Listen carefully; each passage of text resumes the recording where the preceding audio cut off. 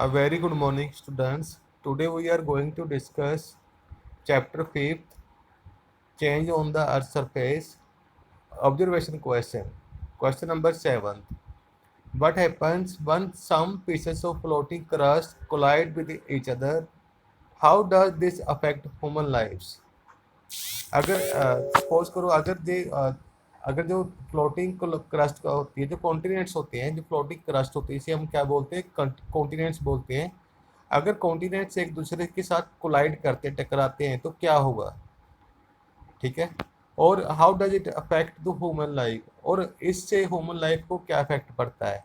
जो कॉन्टिनेंट्स की कोलिजन होती है उनसे, उन कोलिजन से ह्यूमन लाइफ को क्या इफेक्ट पड़ता है?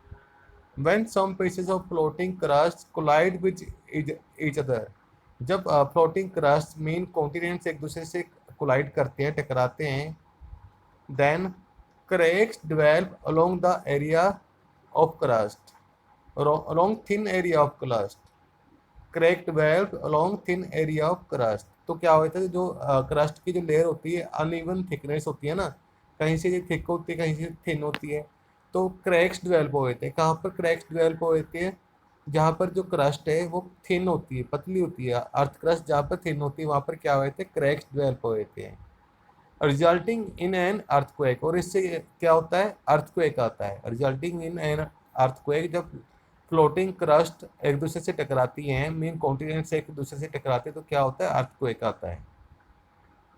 It can cause a lot of damage and destruction to building, dam, bridges etcetera. इसमें क्या होता है? जब अर्थक्वेक आता है तो जो अर्थ है, अर्थ क्रस्ट है, कॉन्टिनेंट से क्या करना स्टार्ट कर देती है? अर्थ क्रस्ट क्या करना स्टार्ट कर देते हैं?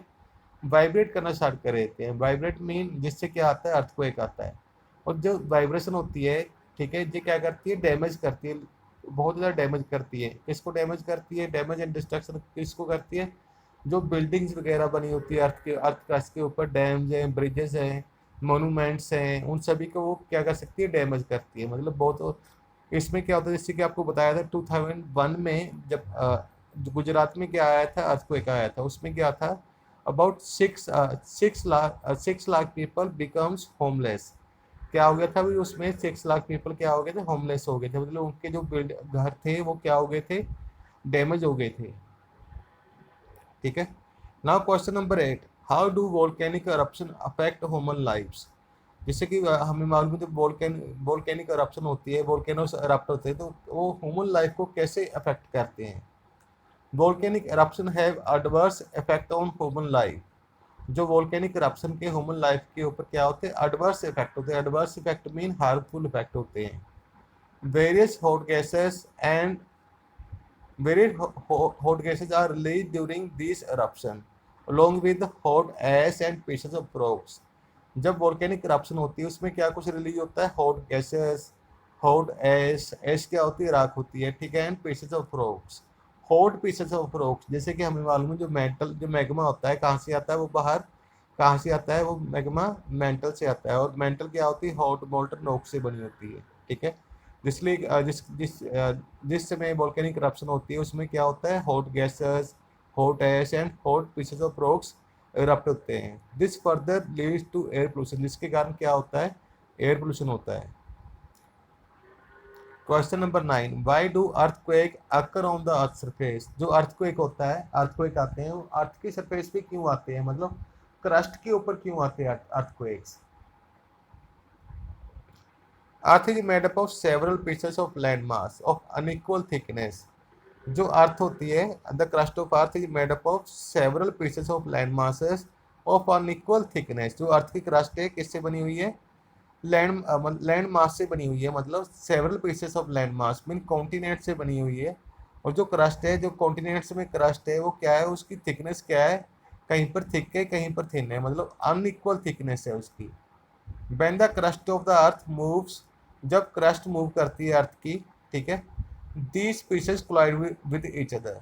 ठीक है, जैसे अर्थ की क्रस्ट मूव करती है, कॉन्टिनेंट्स मूव करते हैं, तो जो कॉन्टिनेंट्स होते हैं, ठीक है, तो एक दूसरे से क्या करते हैं? कोलाइड करते हैं, टकराते हैं ये, ठीक है। क्रैक डेवलप अलोंग वीक और thin areas of the crust. ठीक है, जब ये कॉन्टिनेंट्स एक दूसरे से टकराते हैं तो क्या होता है?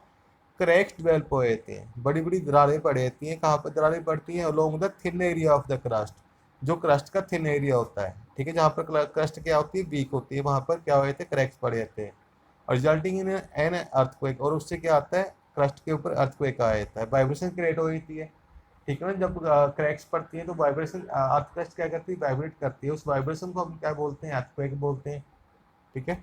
तो इसका रीजन क्या है, तभी अर्थ की क्रस्ट के ऊपर क्या आता है, अर्थक्वेक आती है।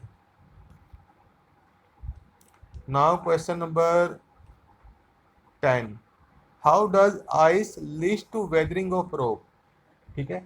हम they are asking that how does ice help in weathering of rock, जो मतलब जो आइस है वेदरिंग में कैसे हेल्प करती है, मतलब रॉक की वेदरिंग में कैसे हेल्प करती है।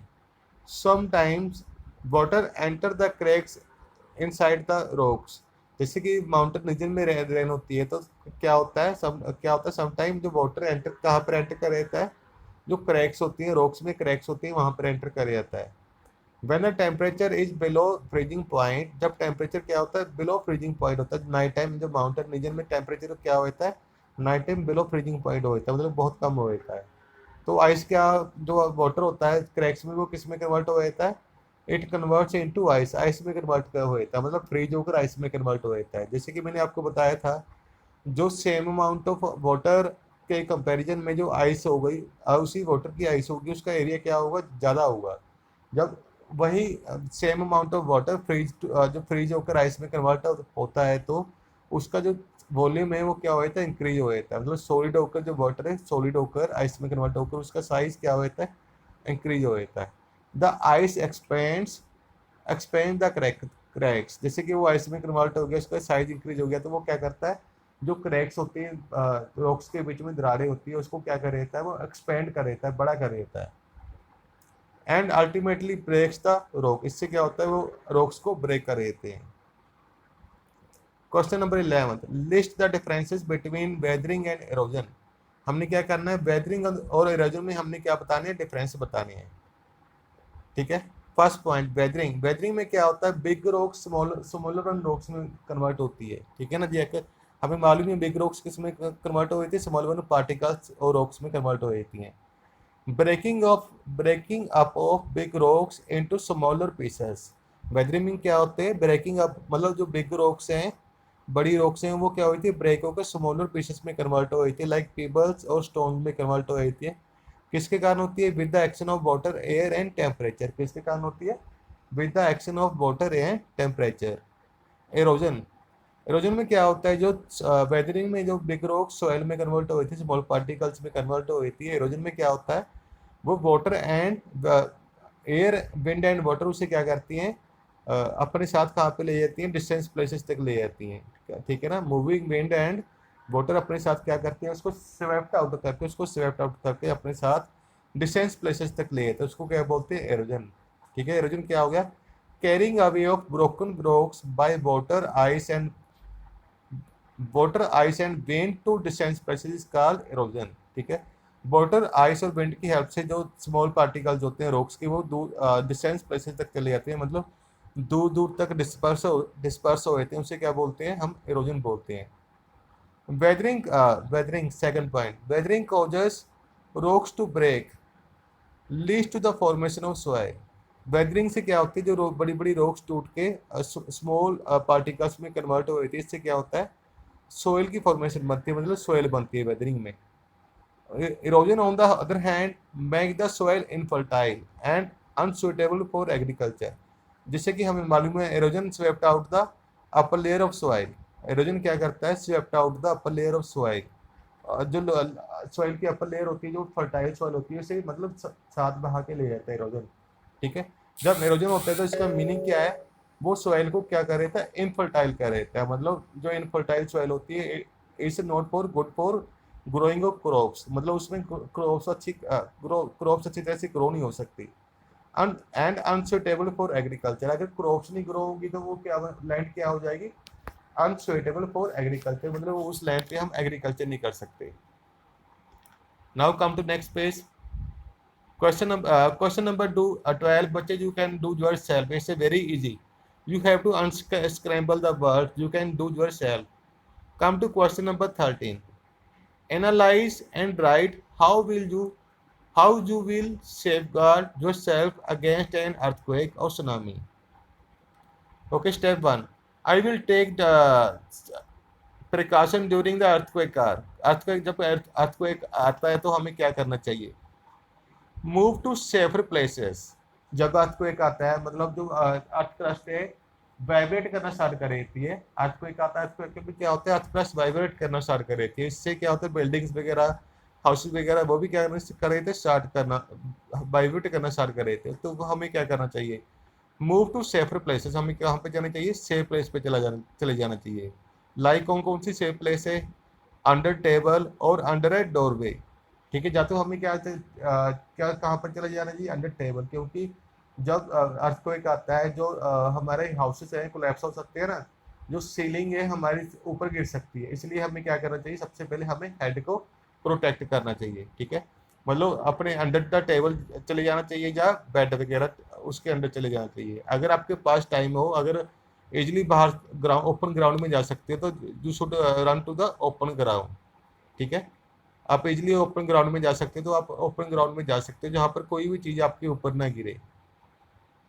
Second, stay away from the broken glasses, window and book shelfs etcetera. ठीक है, जैसे कि अर्थ को एक आया था, आपके घरों में क्या होता है, विंडो पैन्स होती हैं, ग्लास विंडो पैन्स होती हैं। ठीक है, ड्रेसिंग सेट होता है जो ग्लास का बना होता है। ठीक है, बुक शेल्फ्स होती हैं जैसे अलमीराज होती हैं। उसके पास कभी भी स्टैंड अप नहीं होना चाहिए, क्योंकि अर्थक्वेक के जब अर्थक्वेक आता है वो क्या करती है, वाइब्रेट करती हैं और आपके ऊपर वो गिर सकती हैं, जिससे आपको नुकसान हो सकता है।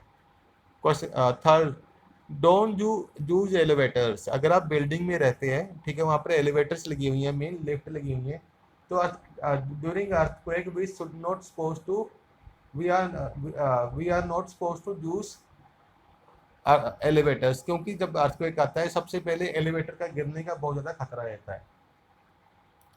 And step I will take during tsunami. और सुनामी आती तो हमें क्या करना चाहिए, अब सुनामी आती, सुनामी क्या होती है, इससे आपको मालूम है ये नेचुरल डिजास्टर है। और जो सुनामी कहाँ पर आती है, मोस्टली ओशंस में आती है।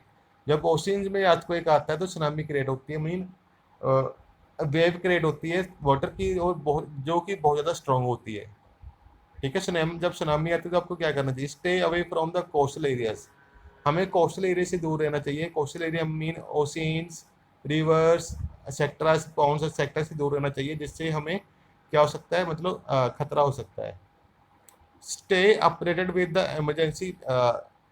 Emergency warnings. हमें जो भी न्यूज़ में इमरजेंसी वार्निंग आती है उस लगातार सुननी चाहिए, जिससे हम अपने आप को बेटर प्रोटेक्ट कर सकते हैं। ओके बच्चे, it's enough for today, chapter completed, have a nice day.